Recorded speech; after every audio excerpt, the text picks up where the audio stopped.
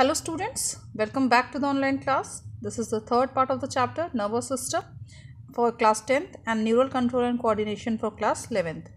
In this part we are going to cover spinal cord, reflex action, components of reflex action, mechanism of reflex action, kinds of reflexes, peripheral nervous system, and lastly autonomous nervous system. Okay, so let's start. First of all, spinal cord.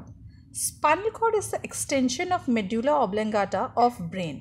Brain का जो medulla ऑब्लिंगाटा part था उसका extension, यानी अगर उसको हम आगे की तरफ में बढ़ा दें तो that part will be called as spinal cord. उसे हम क्या कहेंगे? स्पाइनल कॉर्ड कहेंगे. Okay, the spinal cord is also protected by the same 3 meninges as found around the brain. Brain में जो हम लोगों ने 3 लेयर्स देखी थी जिसकी ब्रेन बनी हुई थी, ड्यूरा मैटर, एराक्नॉइड एंड पाया मैटर, सेम उन्हीं तीनों लेयर से आपके स्पाइनल कॉर्ड ही बनी हुई होती है. सेम जो फॉर्मेशन होता है एकदम सेम होता है. जो हम लोगों ने फिगर पहले देखा था ब्रेन वाला 3 लेयर्स के मेनिंजेस का, सेम वही फिगर होता है. So I am not going to repeat it because in the previous video you have already seen about the meninges. It has an outer white matter region and H-shaped gray matter region inside, present inside. Okay, तो जैसे कि आपने brain में देखा था कि white matter जो था वो अंदर की तरफ में था और ग्रे मैटर जो बाहर की तरफ में फोल्ड्स में प्रेजेंट था. ठीक है, पर स्पाइनल कॉर्ड में कुछ डिफरेंट होता है. It has an outer white matter region. Outer जो होता है ये आपका जैसे स्पाइनल कॉर्ड है, बाहर की तरफ में वाइट मैटर रीजन होता है और सेंटर में बीच में क्या होता है इनका एच शेप्ड का, this is the H shaped का क्या होता है ग्रे मैटर प्रेजेंट होता है. ठीक है ना, इसे हम ग्रे मैटर कहते हैं, जो कि कुछ बटरफ्लाई जैसा भी दिखता है. दिस इज ऑल्सो बटरफ्लाई जैसा स्ट्रक्चर भी देखने को समझ में आता है, कैसे बटरफ्लाई जैसा स्ट्रक्चर है. So this is called as, ये आपका जो जैसे ब्रेन में होता है कि 2 पार्ट होता है, कुछ ग्रे कलर का पार्ट होता है, कुछ वाइट कलर का पार्ट होता है, वैसे ही सेम आपके स्पाइनल कॉर्ड में भी होता है. बस डिफरेंस जस्ट अपोजिट हो जाता है. वाइट मैटर बाहर हो जाता है, ग्रे मैटर अंदर में सेंट्रली लोकेटेड हो जाता है. Okay, grey matter forms 2 horns. Grey matter जो होता है जो अंदर की तरफ में आपका ग्रे मैटर जो इंटीरियर अंदर में एच शेप्ड का मैटर जो प्रेजेंट है जिसे हम ग्रे मैटर कह रहे हैं, ये 2 तरीके के हॉर्न्स डेवलप करते हैं. जो डॉर्सल हॉर्न जो होता है वो पोस्टीरियर, उसे हम पहला होता है आपका डॉर्सल हॉर्न या पोस्टीरियर हॉर्न, जो कि ऊपर की तरफ में जो प्रेजेंट होता है, पोस्टीरियर साइड में जो प्रेजेंट होता है, this is called as dorsal horn. और जो एंटीरियरली प्रेजेंट होता है, वेंट्रल साइड में जो प्रेजेंट होता है, this is called as ventral horn. इसे हम क्या कहते हैं? वेंट्रल हॉर्न कहते हैं. ठीक है ना. इसके जो आपका सेंट्रल में जो सेंट्रल पोर्शन होता है, this is called as central canal. इसे हम सेंट्रल कैनाल कहते हैं. ठीक है, इन दोनों के बीच में ये जो आपका इस तरीके से कुछ स्ट्रक्चर होता है. ये now let me clear this and again I will draw this. जो आपका स्ट्रक्चर होता है ये पूरा कुछ इस तरीके से होता है. This is the structure. यहाँ पे आपका जो this one, this is the dorsal horn, this is the ventral horn. Centre में आपका सेंट्रल कैनाल होता है. एंड दिस पोर्शन, ये जो आपका पोर्शन होता है यहाँ से कुछ जॉइंट सा होता है, जो यहाँ पे कुछ ओपन पोर्शन होता है, this is called as ventral fissure. इसे हम क्या कहते हैं? वेंट्रल फिसियोर कहते हैं. ठीक है, ये जो आपका होता है ये जो अंदर एच शेप में होता है, this is called as grey matter, and जो बाहर होता है वो this is called as white matter. इसे हम क्या कहते हैं? वाइट मैटर कहते हैं. ठीक है, so this is all about spinal cord. Same brain का ही स्ट्रक्चर से आपने ब्रेन में देखा 3 मेनिंजेस पाए जाते हैं, सेम वैसा ही स्ट्रक्चर होता है. जिस डिफरेंस सिर्फ इतना होता है स्पाइनल कॉर्ड और ब्रेन में कि इसके जो मैटर होते हैं, जो स्ट्रक्चर जो कलर में डिवाइडेड होता है, वो आपका वाइट मैटर जो होता है बाहर होता है, ग्रे मैटर अंदर होता है. Okay, so next is reflex action. The term reflex comes from the Latin word reflexes. It means reflected or directed back. Reflex का मतलब होता है कोई चीज़ वापस रिफ्लेक्ट करना, यानी बैक देना. ठीक है ना. सो ये एक ऐसा वर्ड है जो कि लैटिन वर्ड रिफ्लेक्सेस से आया है, जिसका मतलब होता है बैक, पीछे की तरफ में, मतलब फिर से वापस उसका एक्शन करना. ठीक है ना. In reflex action, the impulse is reflected back from spinal cord and does not reach the brain. Reflex action में क्या होता है, कोई इम्पल्स स्पाइनल कॉर्ड में जाती है तो वो डायरेक्ट वहीं से मतलब वहीं जा कर के वर्क करने लगती है. डज नॉट मीन वो ब्रेन तक जाने की उसको ज़रूरत नहीं होती. ठीक है ना.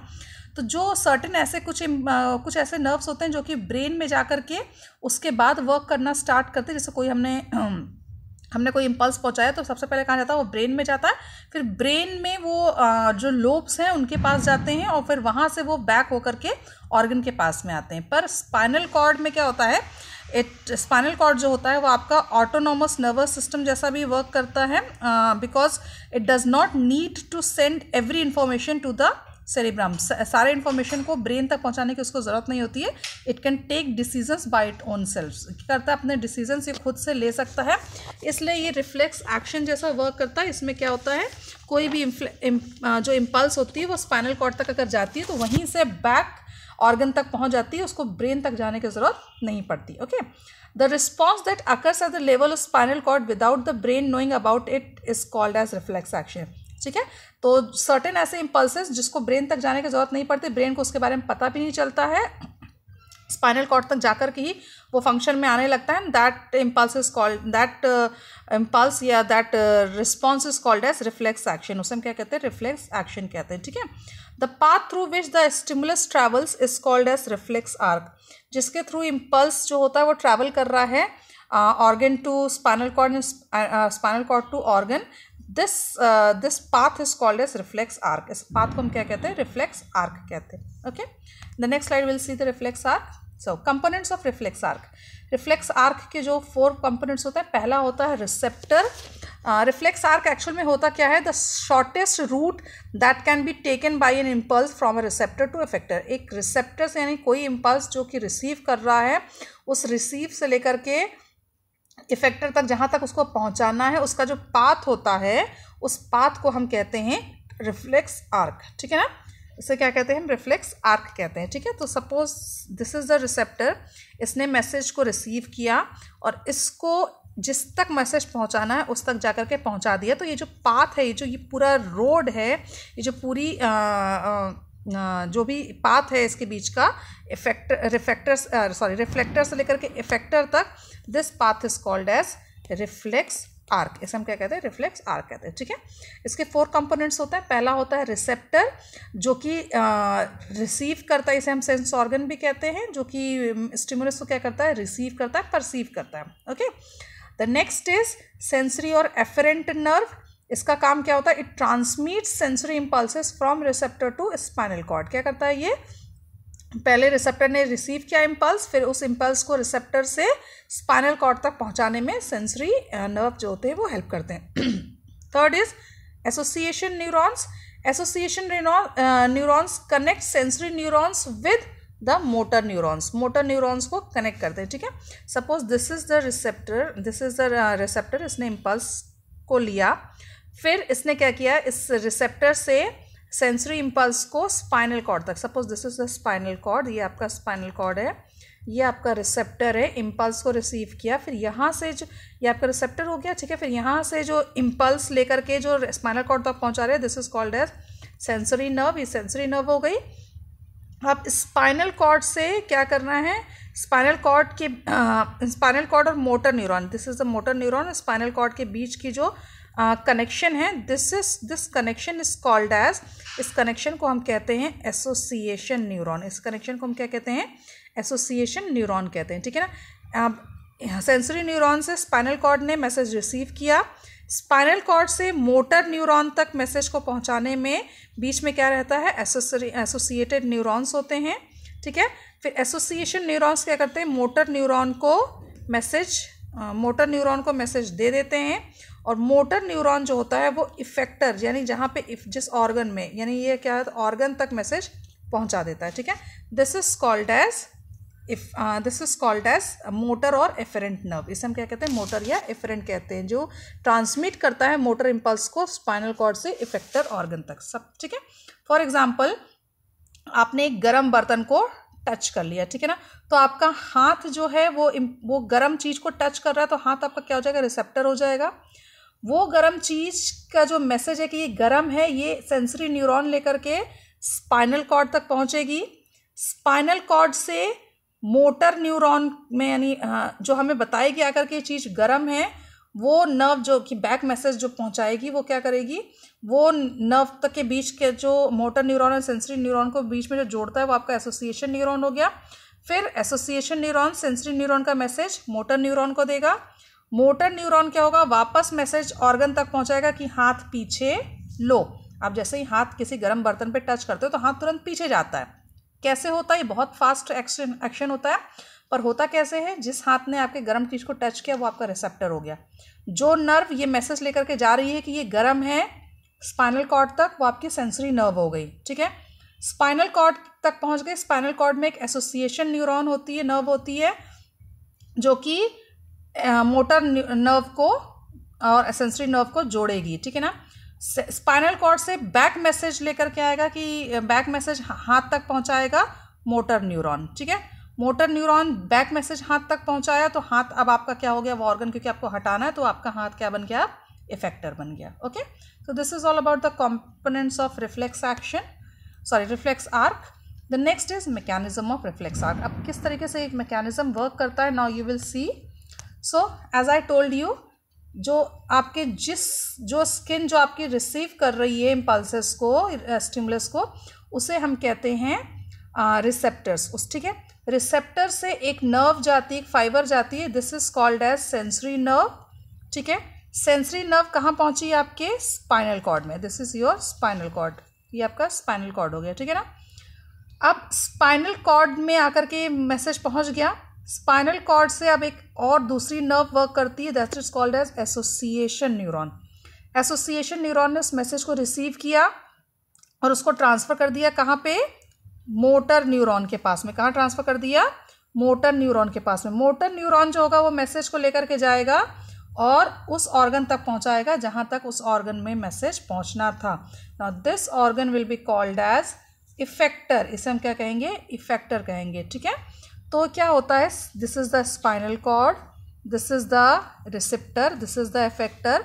यहाँ से मैसेज रिसीव किया, फिर एसोसिएशन ने वापस मोटर न्यूरॉन को दिया और मैसेज इफेक्टर ने रिसीव कर लिया। This is the receptor, this is the sensory neuron, this is the spinal cord, this is the association neuron, this is the motor neuron and this is the effector. ये इस पूरे path को, इस पूरे mechanism को, receptor से effector तक के मैसेज को पहुंचाने के मेथड को हम कहते हैं मैकेनिज्म ऑफ रिफ्लेक्स आर्क। ये पूरा मैकेनिज्म इस तरीके से वर्क आपका करता है। Okay, I hope this is clear to you. The next is kinds of reflexes. Reflexes जो होते हैं वो आपके टू टाइप्स के होते हैं, unconditional reflexes and conditional reflexes. ठीक है ना। अनकंडीशनल रिफ्लेक्सेस जो होते हैं वो आपके नेचुरल रिफ्लेक्सेस भी कहलाते हैं। इनमें कोई कंडीशन नहीं होती है, जैसे कि आपको मतलब बताया नहीं जाता कि हाँ कोई चीज़ कंडीशन नहीं दी जाती कि हाँ ऐसे करो तो ऐसे बैक एक्शन होगा। सपोज़ आपने किसी गर्म चीज़ को टच किया, कोई हॉट बर्तन रखा, उसको आपने टच किया, तो आप तब तक उसको टच नहीं करेंगे जब तक हाथ तुरंत आपका क्या होता है, पीछे आता है। आप जैसे किसी गर्म चीज़ को टच करते हैं, हाथ क्या होता है आपका, बैक एक्शन क्या होता है, रिफ्लेक्स होता है, हाथ आपका पीछे आ जाता है, बैक एक्शन होता है। ठीक है ना। अब ऐसा नहीं कि आप टच करते रहो, करे रहोगे, गरम है, जब तक कोई बोलेगी नहीं अरे भैया गरम है हटा लो, इसका वेट करते हो, नहीं करते। ठीक है ना। मैंने आपको, जैसे किसी ने हमें कहीं पे पिंच किया, कहीं थप्पड़ मारा, तो हमारा हाथ ऑटोमेटिक उस जगह पे चला जाता है, या पिंच करने पे ऑटोमेटिक मुंह से आवाज़ आती है पेन समझ में आता है हमें। ठीक है ना। अब हम किसी का वेट नहीं करते हैं कि हमें बताएगा कि यार तुम्हें थप्पड़ पड़ी है, हाथ तो उस जगह पे लगा लो, या तुम्हें हमने पिंच किया है तो मुंह से चिल्लाओ, बताओ, या किसी गर्म चीज़ को आपने टच किया है तो ये नहीं हम बताते हैं कि हाँ भाई गर्म है उसको हाथ हटा लो। ये ऑटोमेटिक अपने आप चीज़ें हो जाती हैं। ठीक है ना। तो किसी भी स्टिमुलस के अगेंस्ट हमारी बॉडी क्या होती है, जब किसी कंडीशन के बगैर रिएक्ट करती है, दैट इज कॉल्ड एज अनकंडीशन और नेचुरल रिफ्लेक्सेस। ठीक है ना। तो हमें जजमेंट करने के लिए किसी चीज़ की लर्निंग की ज़रूरत नहीं होती, एक्सपीरियंस की ज़रूरत नहीं, वो अपने आप ही हो जाता है। ठीक है। The second one is conditioned और एक्वायर्ड रिफ्लेक्सेस। कंडीशन रिफ्लेक्सेस को हम एक्वायर्ड रिफ्लेक्सेस भी कहते हैं। इसमें क्या होता है, सर्टेन कंडीशंस, ऐसे कंडीशंस डेवलप की जाती हैं जिसके कारण में जो रिफ्लेक्स एक्शन होता है वो टेक प्लेस करता है। ठीक है ना। जैसे कि प्लेइंग अ म्यूजिकल इंस्ट्रूमेंट, किसी का अगर हम म्यूजिकल इंस्ट्रूमेंट करते हैं तो पहली बार में हमें वो नहीं समझ में आता। ठीक है।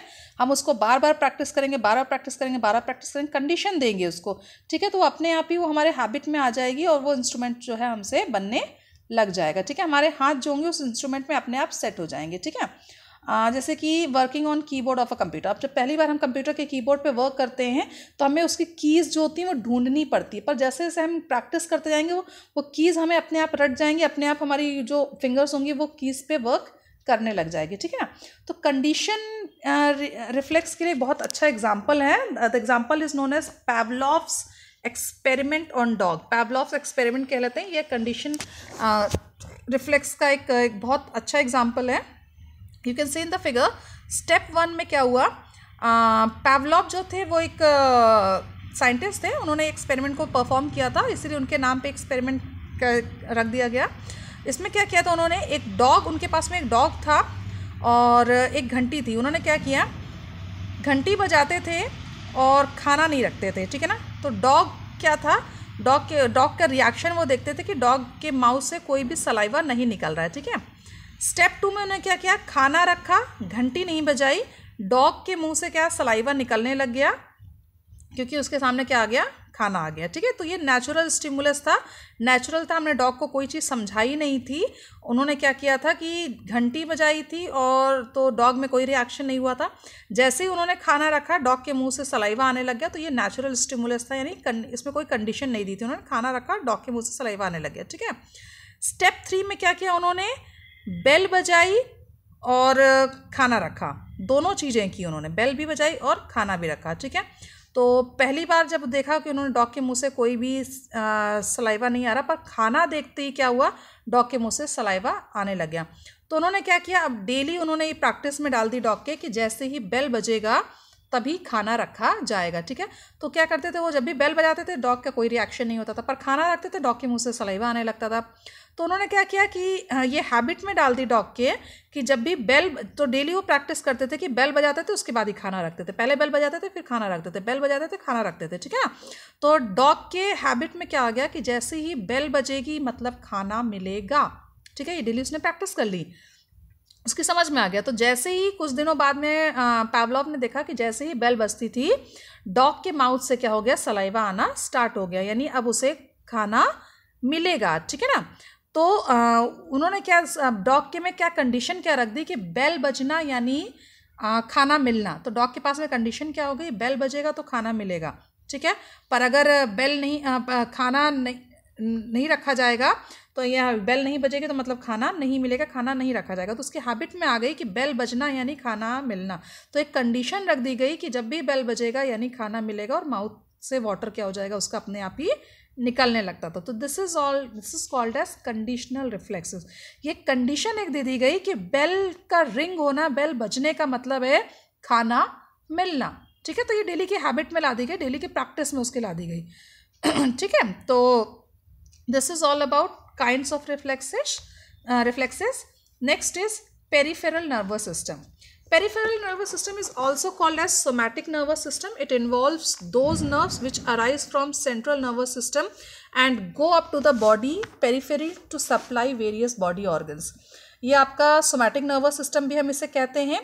इसमें वो nerves include होती हैं जो कि सेंट्रल नर्वस सिस्टम यानी ब्रेन या स्पाइनल कॉर्ड से अराइज होती हैं और बाकी पूरे ऑर्गन्स में जाती हैं, ठीक है। ये आपके दो तरीके के नर्व्स को इंक्लूड करता है। पहला होता है कार्नियल नर्व्स जो कि पेयर में 12 इन पेयर होती हैं और ब्रेन से अराइज होती हैं, ठीक है ना। कहाँ से इमर्ज होती हैं, ब्रेन से इमर्ज होती हैं। ये कार्नियल नर्व्स जो होती हैं सेंसरी नर्व्स को इंक्लूड करती हैं और मोटर नर्व्स तक मैसेज को पहुंचाती हैं, ठीक है। The next is spinal nerves. Spinal nerves जो होते हैं वो 31 इन पेयर्स होते हैं। हमारी बॉडी के जितने भी रेस्ट नर्व्स बची, ब्रेन को छोड़ करके जितने भी रेस्ट नर्व्स बच रही हैं वो सारी की सारी आपकी स्पाइनल नर्व्स होती हैं जो कि स्पाइनल कॉर्ड से अराइज होती हैं। और ये मिक्स्ड नर्व्स को जो इसके अंदर जो नर्व्स आती हैं वो मिक्स्ड नर्व्स होती हैं। Each spinal nerves arise from spinal cord by 2 roots, ठीक है। द डॉर्सल रूट, जो डॉर्सल रूट होती है उसमें एक गैग्लियन पार्ट होता है, बल्ज एरिया होता है जिसे हम गैग्लियन कहते हैं, ठीक है ना। सो this is all about spinal nerves. The next is autonomic nervous system.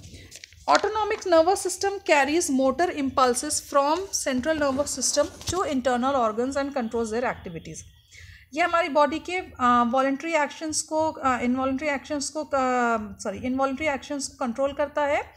This is the system which carries motor impulses from brain or spinal cord to internal organs and controls their activities. Okay. It controls the involuntary activities. It is divided into two parts, sympathetic nervous system and parasympathetic nervous system. Sympathetic nervous system जो होता है वो आपका जैसे कि stress condition जो होती है, जब बॉडी हमारी स्ट्रेस कंडीशन में स्ट्रेस में आती है तब ये फंक्शन वर्क करता है। और पैरासिम्पैथेटिक कंडीशन क्या होती है, जब हमारी बॉडी बिल्कुल रिलैक्स होती है, कोई नॉर्मल कंडीशन होती है, कोई स्ट्रेस नहीं होता, तब हमारा पैरासिम्पैथेटिक नर्वस सिस्टम वर्क करता है। ठीक है। For example when a person is in rest position, जब कोई पर्सन एक रेस्ट पोजीशन में रहता है, रेस्ट कर रहा है, कोई टेंशन नहीं उसे, तो उसकी हार्ट बीट क्या होती है, नॉर्मल होती है, उसके फेस एक्सप्रेशन बिल्कुल नॉर्मल होते हैं, माइंड बिल्कुल रिलैक्स होता है, तो उस समय क्या होता है, हमारा पैरासिम्पैथेटिक नर्वस सिस्टम वर्क कर रहा होता है। ठीक है। फिर जैसे ही अचानक से अगर बोल दो कि वो पर्सन अगर रेस्ट करे, उसके पास में एक शेर को छोड़ दिया जाए, तो जैसे ही वो शेर का आवाज़ सुनेगा वो एकदम डर के मारे उठेगा और डर जाएगा, उसका माइंड जो होगा वो डर बहुत ज़्यादा सोचने लग जाएगा कि अब हम क्या करें, बहुत डर उसके अंदर में आ जाएगा, स्ट्रेस आ जाएगा उसके अंदर में। तो ये कंडीशन हमारी क्या कहलाएगी, उस समय हमारा सिंपैथेटिक नर्वस सिस्टम जो होगा वो वर्क करने लगेगा, यानी बॉडी जो होगी वो स्ट्रेस कंडीशन में आने लगती है। ठीक है ना। तो sympathetic nervous system prepares the body for violent actions के लिए प्रिपेयर करता है, जैसे कि आपके अनयूजुअल कंडीशंस जैसे होते हैं। सपोज जैसे मैंने एग्जांपल दिया कि अचानक से अगर शेर आ जाए, आप पहाड़ी के नीचे, आप नीचे पहाड़ से बहुत नीचे देख लेंगे तो क्या होगा, घबराहट सी होने लगती है। ठीक है। तब इस समय सिंपैथेटिक नर्वस सिस्टम आपका वर्क करता है। ठीक है। सिंपैथेटिक नर्वस सिस्टम क्या करता है, एक कोटेशन को बहुत अच्छे से, मतलब कोटेशन को रिफर करता है, that quotation is called as fight और फ्लाइट। ठीक है। सिंपैथेटिक नर्वस सिस्टम क्या करता है, या तो जो स्ट्रेस वाली कंडीशन है, या तो उससे आप फाइट करिए या तो उससे भाग जाइए, फ्लाइट कर जाइए। ठीक है। It stimulates by hormone adrenaline secreted by adrenal gland. ये कैसे आपका ये सिंपैथेटिक कंडीशन कैसे आती है, एक हार्मोन के रिलीज के कारण में आती है, जो कि एड्रेनलिन हार्मोन होती है, जो कि एड्रेनल ग्लैंड से रिलीज की जाती है। ठीक है। Parasympathetic nervous system has inhibitory और calming effect on body. Parasympathetic nervous system क्या करता है, इनहिबिट करता है सिंपैथेटिक कंडीशन को और हमारी बॉडी को काम और कूल कंडीशन में लेकर के आने में हेल्प करता है। Okay, so this is all about autonomic nervous system. Here the chapter ends. I hope the whole chapter is clear to you. In the next part we are going to discuss about the structure of eye and ear. Okay, thank you. God bless you.